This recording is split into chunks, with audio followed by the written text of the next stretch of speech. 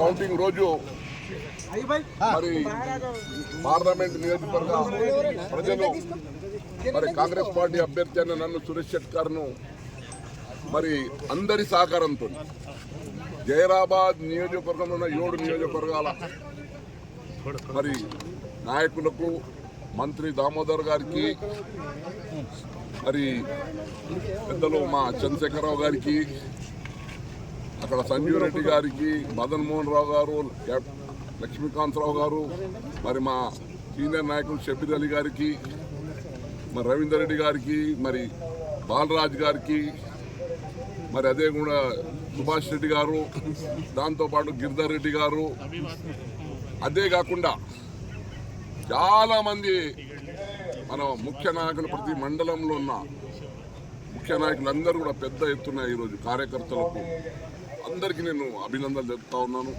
వారు గత 2 నెలలు మరి కాంగ్రెస్ పార్టీ అభ్యర్థి కోసం రాత్రింపగలు కృషి చేసి ఈరోజు జైరాబాద్ నియోజకవర్గంలో కాంగ్రెస్ జెండా ఎగరవేయబోతున్నాం. అది కూడా కనీసం ఇప్పుడు ఇంకా కంప్లీట్ కౌంటింగ్ కాలేదు, అంటే 45,000 వరకు లీడ్లో ఉన్నాం అనుకుంటాను. 50 వరకు పోవచ్చని మరి నాకు పూర్తి సంతోషంగా ఉంది. మళ్ళీ రెండోసారి నన్ను జైరాబాద్ పార్లమెంట్ నియోజకవర్గంలో అవకాశం కాంగ్రెస్ పార్టీ తరఫున ఇచ్చినందుకు ఆనాడు తెలంగాణ పోరాటంలో మరి తెలంగాణ బిల్లు పాస్ చేయడంలో పార్లమెంట్లో ప్రముఖ పాత్ర పోయింది.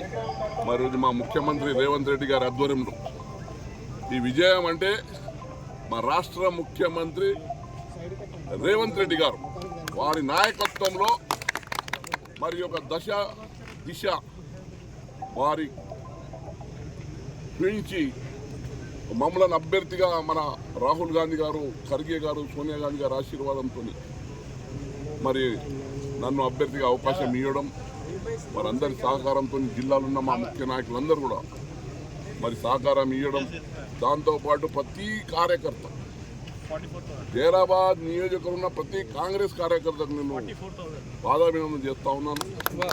ఎందుకంటే వారి కార్యకర్తల కృషి, నాయకులు కార్యకర్తల కృషి ఈరోజు మరి జైరాబాద్ నియోజకవర్గం కాంగ్రెస్ దగ్గర వేయబోతున్నాం.